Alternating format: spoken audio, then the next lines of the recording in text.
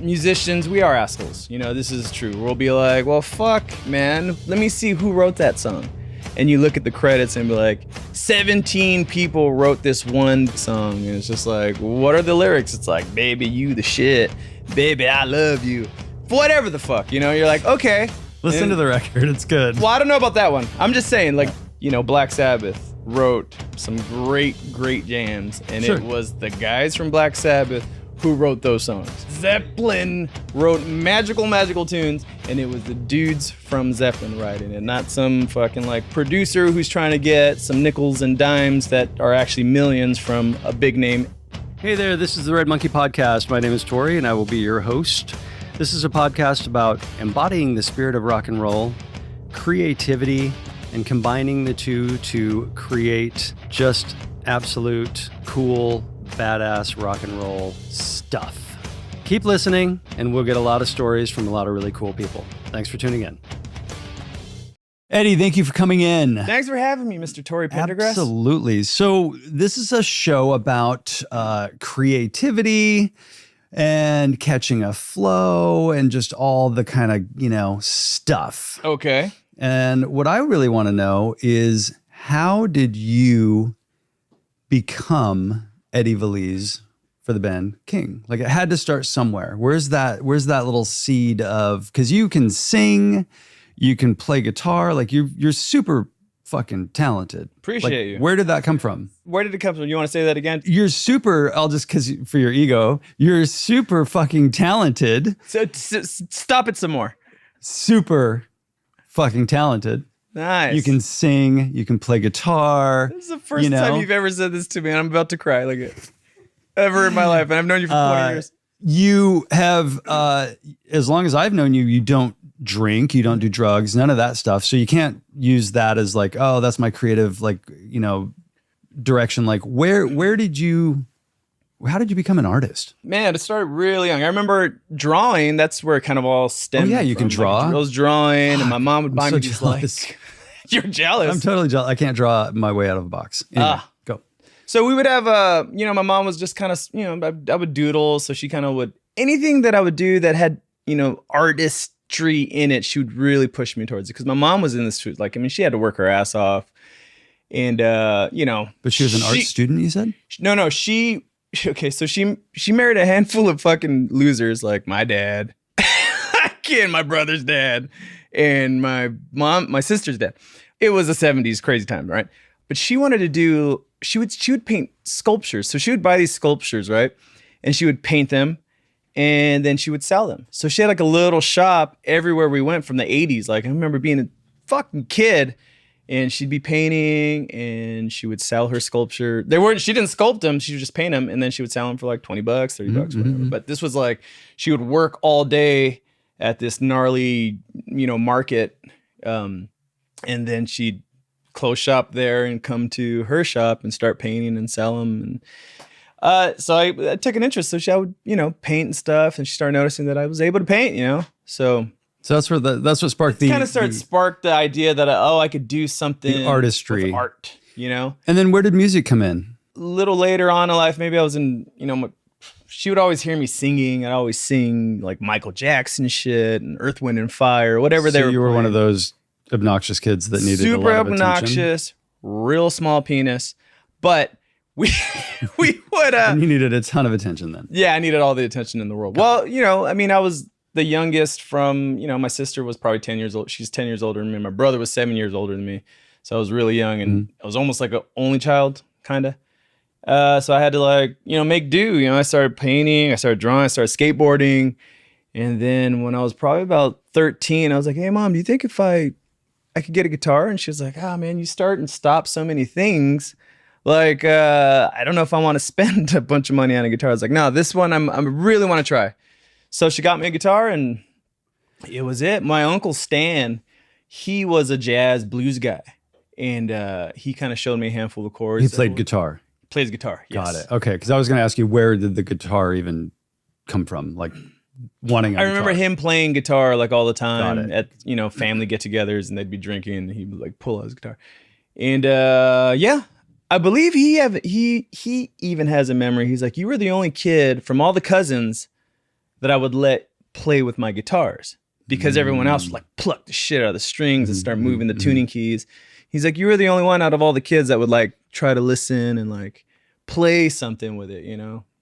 So that's kind of where it started. And so he showed you how to hold a guitar and pluck the strings. in a sense, yeah. He was just like, if I could can you do this chord? I remember him showing me like the E chord and then the D. I think I got as far as like C and G, and then it was just like off to the races, you know? So it was just like, he showed me a handful of open chords, and it was like, so you took to it. that's all I got. That's all I need. And then, you know, from week to week, I was just constantly playing. And then did you take lessons? Like this is always fascinates me. Like you hear stories like that and people are like, oh, I just, I started to learn by ear. And I'm like, I don't comprehend. You know, we couldn't afford the lessons. You know, my mom was working her ass off, so she was keeping the lights on at the house. And I mean, did you get a tab book or something? Like, no, I didn't even know how to read tab. I didn't know what the fuck tab was. I didn't even know it was a thing until like I was like 17. I was just like, oh, weird, because I was just picking up everything by ear, you know? Weird.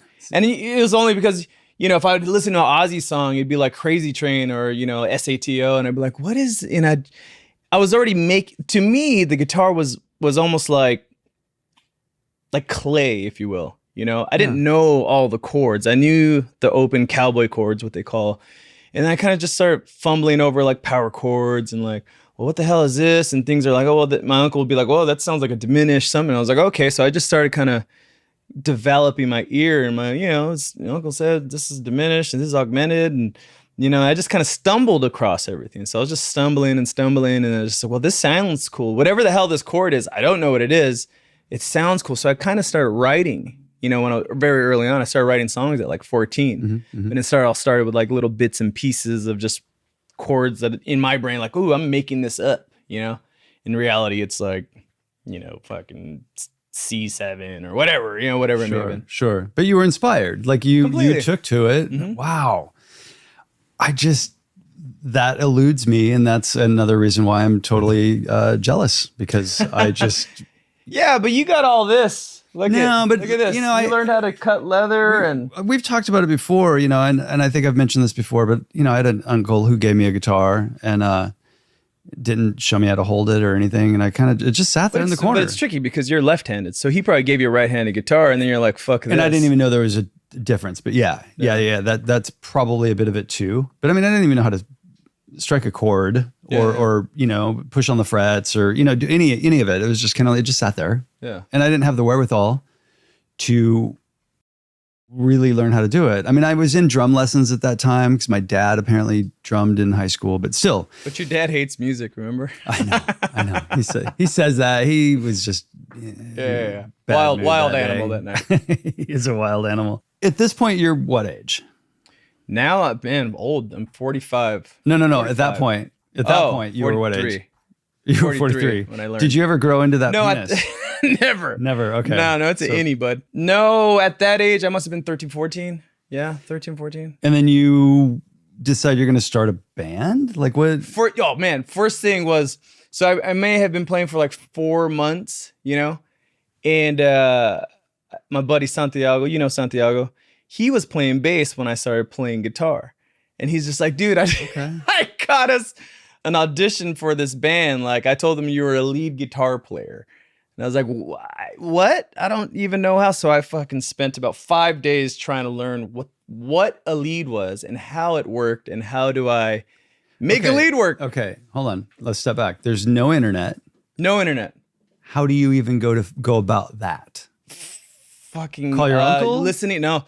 Yeah, actually, you know what? It's funny. I do recall going like, so how do you play leads? How do you do leads? And he was just like, everybody's first lead, you know, when they're learning how to do leads, it's the 12 bar, the pentatonic, you know, the minor pentatonic scale. Okay. And it's the first box, you know, everybody knows it. As soon as I said it, guitar players are like, I probably learned the same thing. And you just kind of go up and down this box. It's just like the square thing, you know, and you start getting like agile at it, and you're like, okay, I could get through the box, but it just sounds like I'm hitting notes, bam, bam, bam, bam, bam. You know, it just doesn't sound right. Like, how did you make it like, you know, Jimmy Page, you know, he played that pentatonic amazingly, you know? So if you listen to the first part of like Stairway to Heaven solo, like that's all a part of that pentatonic minor. And so you just start practicing and try to get creative with it. You know, what do your ears hear? You know, sometimes you have all these notes and you're like, okay, well, that's the note, but I hear it like coming from somewhere. What is you know, like maybe it goes like, how do you do that? Well, you know, start from a bend. You're like, well, that's the note.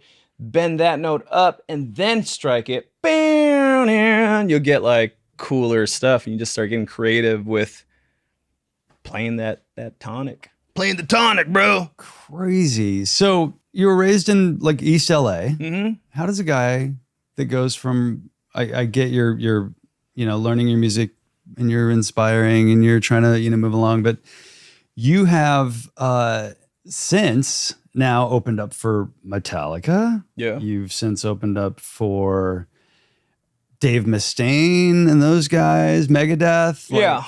How do you even go about that? I have no clue. I mean, you know, And as a three-piece, nonetheless. right. Well, Kyng, my band, we're a three-piece.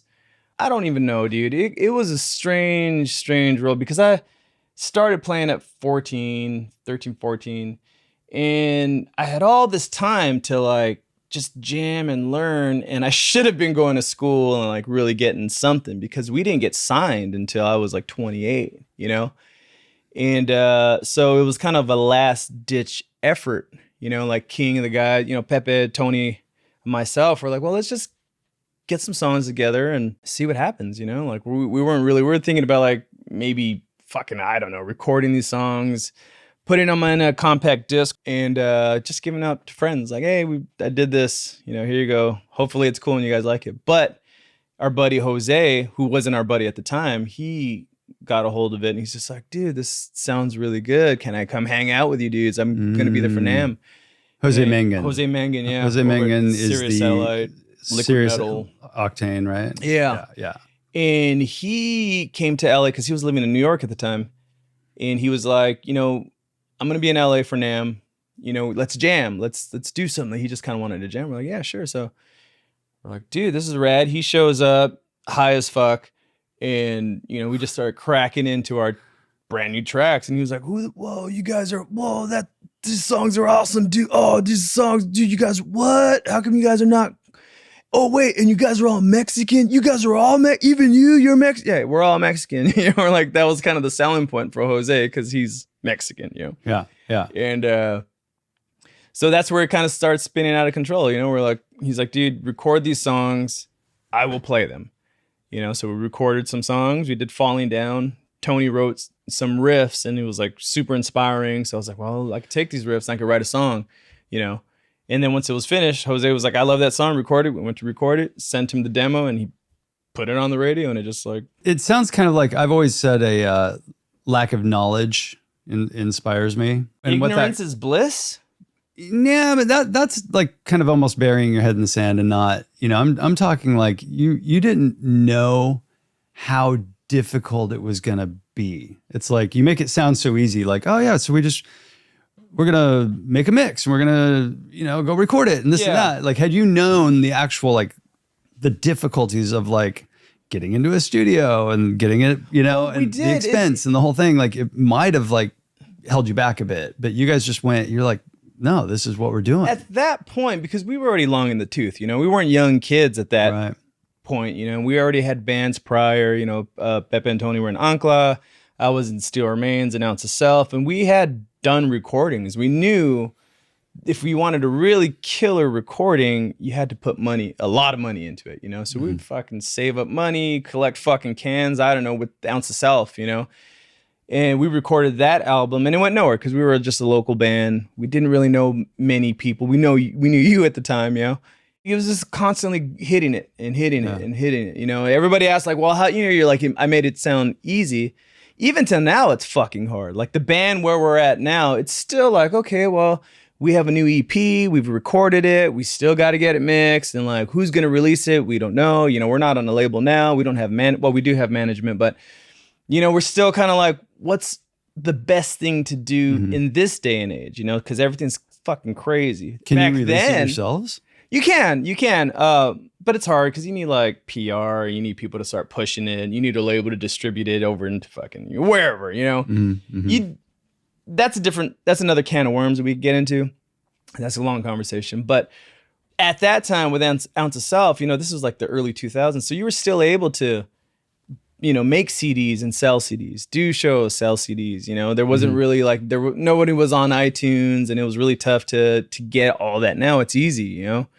So by the time we started still Kyng, we were able to catch the tail end of going out on a tour and still selling CDs and, you know, making that all happen. CDs now, fuck, I have no fucking clue. I was just smiling right now because I'm like, do kids even know what CDs are? They have no clue. They don't even know what an iPod is. Because I was just thinking, I'm like, I don't even have a CD player. Like, wow. Yeah. And all new computers don't even have DVD or Blu-ray players on it. It's just like, you can't play. How do you play a CD nowadays? You know, like, you know, grandpa. It's another conversation, but that kind of takes me into the whole world of like, where's the soul? How do you keep inspired when I look at it and I go, there's, you know, my niece is 9. I'm like, and she'll never have grown up with anything tangible. Yeah. No records, no cassettes, no CDs, none of it. It's all just instant gratification,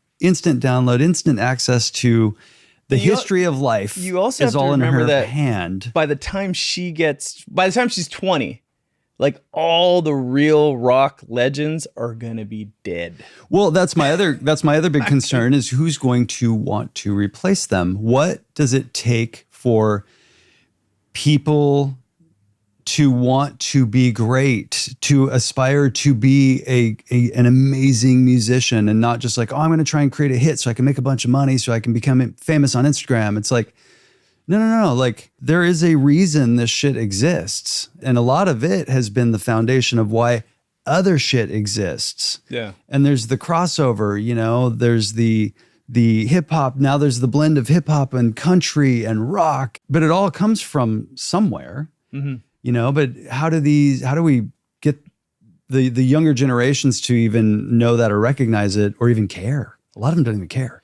No, they don't. A lot of them don't care. You're right. It's just, you know, the instant gratification, as you said, kids these days, they don't even know what a fucking record is. Like a cassette, God, 8-track. What the hell is that? Nobody really knows, you know? I don't know how it works, man. I mean, you know, I work with kids now. Like, I teach them how to play guitar, how to sing. Most of them are into like Taylor Swift and like these random, like, I guess they're like college music now. Like, I don't know. It's like, I always ask, like, how did you get into this song? Like, who is this band? Yeah. And they're like, oh, I don't know. I heard it on Spotify, or I saw it on a movie or something like that, a TV show, or, you know, you're like, oh.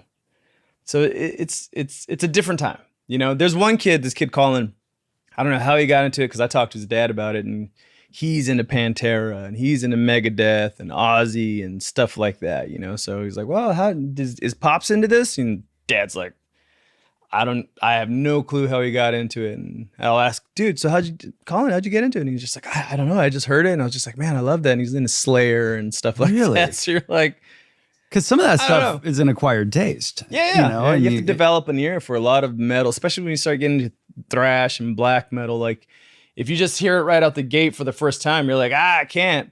So your ear kind of develops. And you're like, oh, I could hear. Oh, okay, I could see the musicality. It's not just a bunch of, you know, there is something happening there, but you do have to develop a taste for it. God, that is so strange. I mean, it's such an interesting time that we're in. And, you know, the problem with the greats, you know, moving on over time, that is my big fear is who there are that, you know, I mean, look, you know, you've got Lady Gaga who's doing killer shit, you know, great music and doing great shows. You know, you've got people that are actually out there doing stuff. Beyonce. I mean, look at Beyonce. I mean, I don't know if you've listened to the new record, but no, it's probably great. Never. It's actually really great. And yeah, but here's the problem with Beyonce, and I'm not gonna knock her because she's a great singer. Blah blah blah blah. Who fucking cares? She's not writing her own shit. You know, she's not sitting there with a guitar going like, "Oh, this chord sounds really good." You know, Bowie sat there with the guitar and created masterpieces. Yeah, but I mean that's coming from a musician. You're a musician, you know, and I'm someone on the other end of it, kind of listening and going, yeah, but I don't care if she wrote it or not. She's bringing great. That's she's bringing the great problem art to the table, though. With music listeners. I mean, a lot of people don't care. You're right. I don't care. Like, you know, so and so has this great song and it's really cool and it sounds good, and that's all most listeners, you know, listen for. You know, musicians, we are assholes. You know, this is true. We'll be like, well, fuck, man, let me see who wrote that song, and you look at the credits and be like, 17 people wrote this one Beyonce song. And it's just like, what are the lyrics? It's like, baby, you the shit. Baby, I love you. Baby, whatever the fuck, you know? You're like, okay. Listen to the record. It's good. Well, I don't know about that one. I'm just saying, like, there's a whole bit, and I could be, you know, not thoroughly informed, but, you know, Black Sabbath wrote some great jams, and It was the guys from Black Sabbath who wrote those songs. Well, and absolutely. Zeppelin wrote magical tunes, and it was the dudes from Zeppelin writing it, not some fucking like producer who's trying to get some nickels and dimes that are actually millions from a big name like Beyonce. Yeah. I mean, one thing I have always had a problem with are the musicians that are playing their instruments, guitar, drums, bass, doesn't matter what it is, who don't know their musical history. And so they don't know what their actual influences are, or they're being influenced by maybe a redo of a song. And you're like, yeah, but have you heard the original? Like where that came from? And like, you kind of need to know the foundational stuff to create your own foundation to then build from, in my opinion. And it freaks me out when people are like, I've never even listened to Zeppelin. And you're like, okay, you don't have to be a fan, but bro, you're drumming and you've not like listened to Zeppelin? Come on. Yeah, there's a lot of stuff. You know, there were maybe about, I don't know, 6 years ago, I started kind of falling into the idea that, you know, music is a young person's game because of their lack of knowledge, you know? Well, that's that lack of knowledge being inspiring, because you just don't even know. I know so many bands and so many songs that sound like this and sound like that. So when you get into like, you know, random new band, they just came out with a brand new song, and then I'm like, oh, let me take a listen. And you're like, okay, that's completely a King Crimson song, you know, or that is completely rip off from an old Cream. Listen to that riff. It's a Cream riff, you know. That's like, you know, so.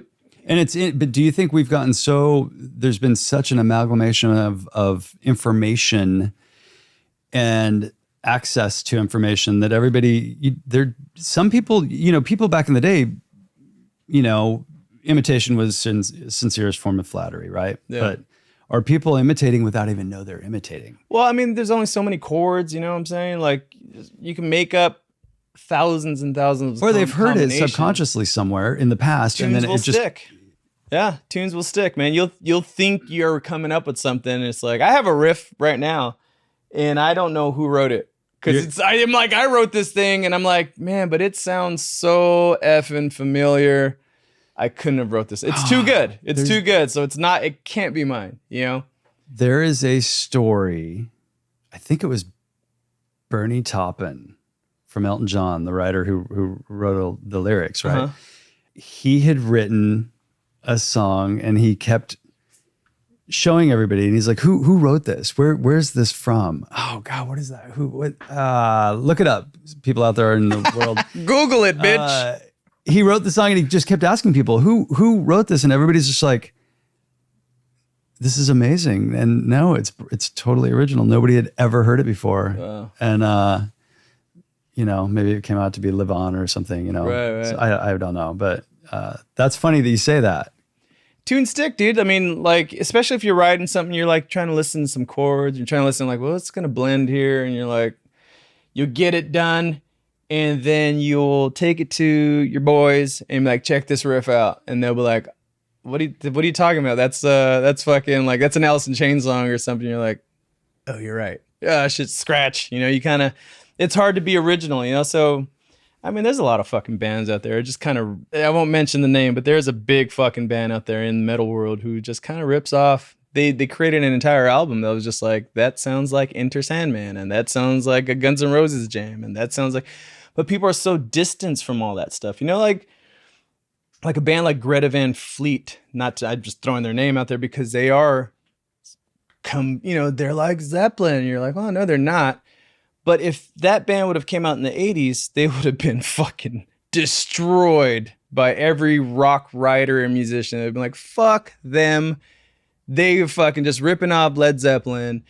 Come on, you think we don't know a Led Zeppelin sound that you guys are trying to take? Because there was a lot of bands in the 80s that came out, and then people were just like, fuck them. You know Led Zeppelin, but the kids their age, 20-year-olds are like, oh yeah, that kind of sounds like something my dad would listen to. I'll listen to that too. And there's a new fresh take on it. And there's a new fresh take because they're so distanced from time. Right. God, that makes me think of I did a cuff when I very first started, and it was this badass leather cuff that had 2 straps on it, and I thought, oh my God, and I called it the double strap power cuff. Mm-hmm. And then I was watching I think the 50th anniversary or something of the Elvis 68 comeback. The 68 comeback special, yeah. And I'm like, he's wearing my cuff. I can't even. And I had never seen it before. I swear, but it was the exact thing that I had made. Yeah. It just, obviously, there's no way that I created it. But it was in your brain. You had probably seen it when it aired because you were like 15 when it aired. I had no idea. It just was a random thing. And it really makes you kind of think, okay, there is nothing really original out there. It's just, how do you take and put your twist on it in an interesting way? Yeah. Without it being a full-blown ripoff. Yeah. I think we're in that place now. Back in the, the 50s and the 60s, and there was this mass evolution of the lack of knowledge and the inspiration, and we're going to create. And I mean, there's just this creation of just cool shit, this dump of just fucking music. And then you're talking about like the 60s? Yeah. Just as music was evolving, and then we had the revolutions. You've got the rock and roll, and then it kind of went into the flower power, right? And then it kind of goes into disco, and then you had the different kinds of variations of each of those that started to pop off, and then it kind of migrated to hip hop, and then as time kind of evolved, I wonder I always think, oh well, what else are people going to come up with? But they're coming up with stuff.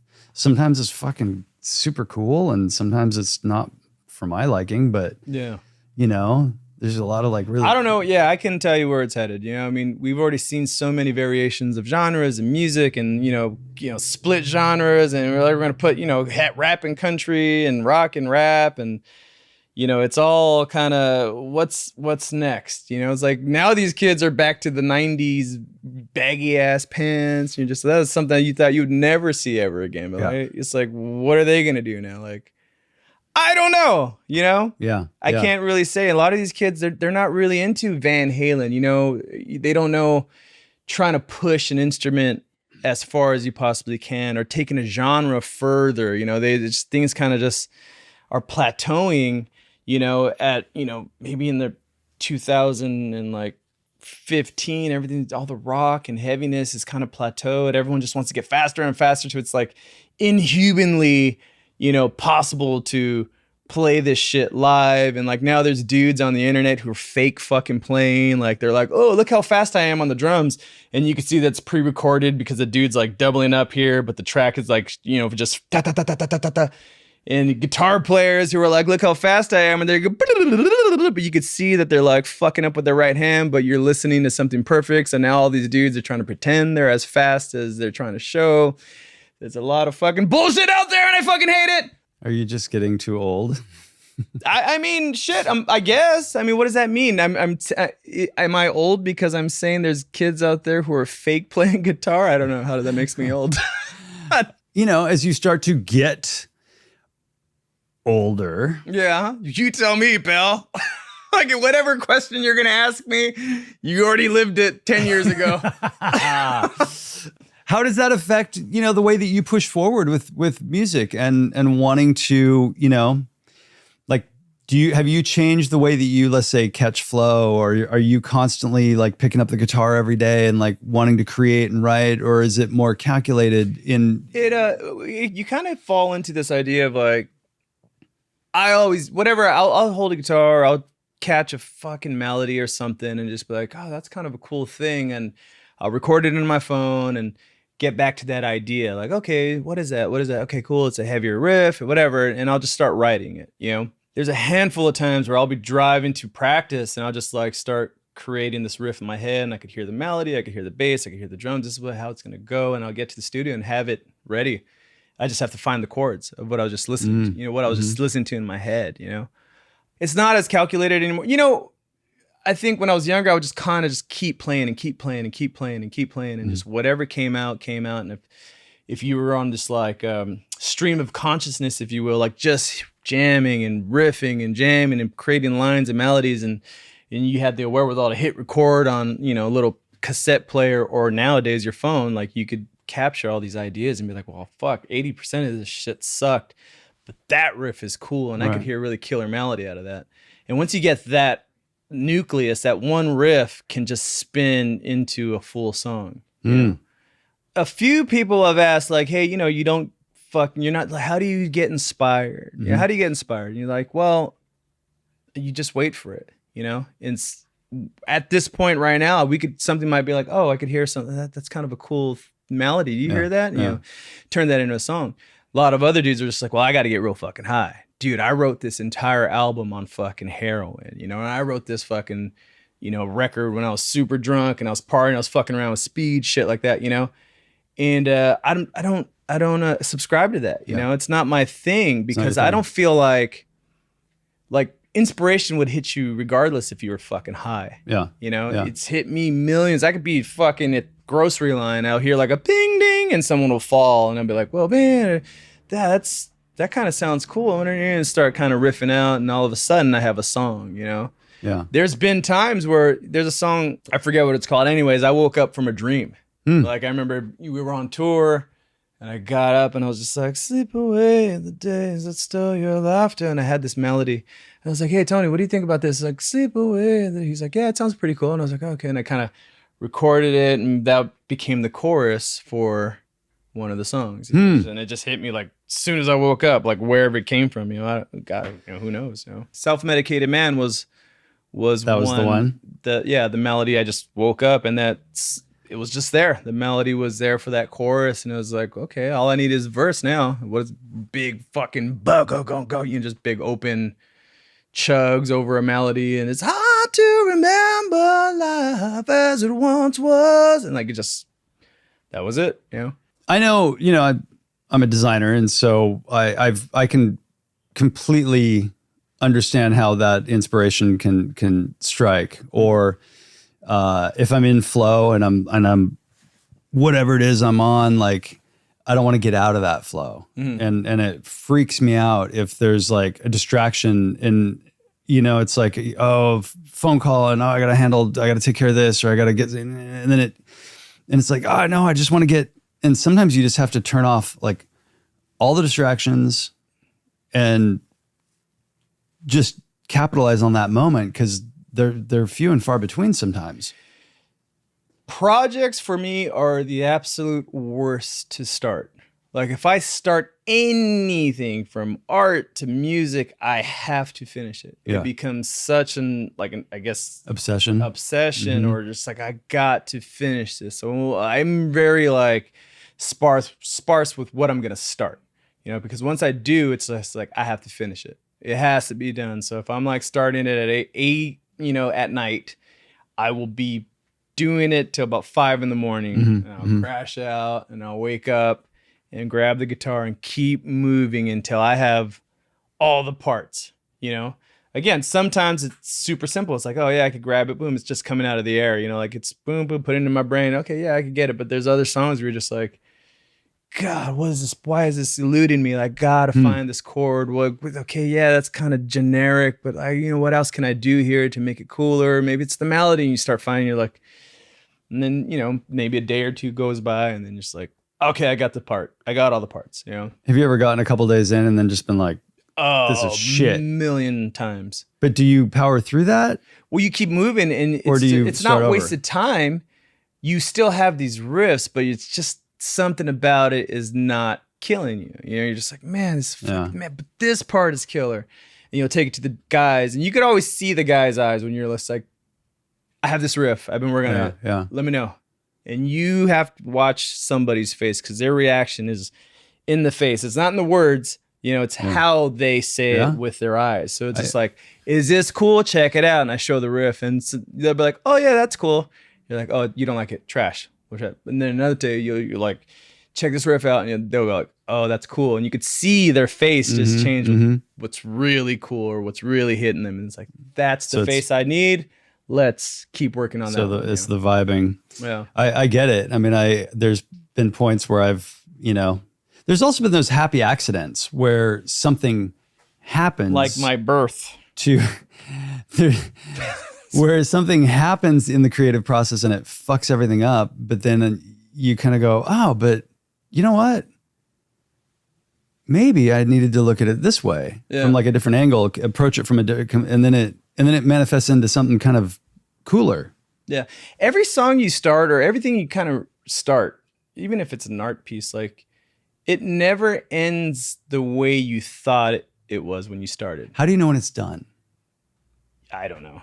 You just know, right? Once sometimes you'll record a song, get it all done, it's in the can, and it's all done, and then when you start jamming it live, it completely changes. You know, so all of a sudden that one song is like a different monster. I've heard of guys taking songs and like going and I mean, we've done it listening in a car over a car stereo because they're like, that's where everybody listens to music for the most part. Yeah. And if it sounds great in the car, then it's probably going to sound pretty good, over a system. Yeah. Typically, when you're mixing and mastering and stuff like that. But a lot of times once the song is finished and recorded, like if you listen to, you love Pink Floyd, right? Oh yeah. So let's say whatever your favorite Pink Floyd song is, okay? And when they recorded it, go watch that live. Let's say whatever song. What do you like? What's your favorite? Have a Cigar. Okay. Have a Cigar. If you go back to when they recorded it and those live shows, like try to find one, it's going to be close to how they recorded it. Mm-hmm. But go like 5 years into them touring and find that same song 5 years, 10 years, whatever. It's like a completely different song. And you're just like, have a cigar, you're gonna go far. And all of a sudden things are changing. You can hear that they're playing it a little different. Or maybe it's more lax, maybe it's more heavy. But songs, when you take them to the live stage, they just become different monsters. I love it. Little Frankensteins, man. Yeah. Well, Ed, man, it has been a great conversation. Thank you so much thanks for having me. For coming in to the Red Monkey podcast and sharing some of your experience and your knowledge. And I really appreciate it. I love it too. And I wish you all the best of that. I wish you too best. Check out Kyng. Kyng. Yeah. Kyng.com. Is that how they find you? We got all that YouTubes. We got all the iTunes. We got all the Spotifys. Everything. We got all the stuffs. Everything up on the internets.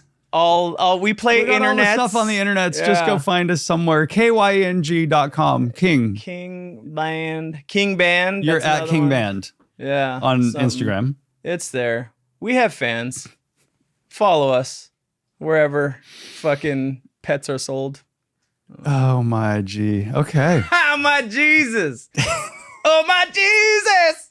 Oh my Jesus. Is that a song? That's fucking Zeppelin, bro. Oh yeah. Oh yeah. Jesus Lord. I'm like, that's a song right there. Yeah, I'm like, well, there's your inspiration. Ah, jeez. All right, Red Monkey Land. We love you. Fucking hope you had a blast. We did, and we will see you next time.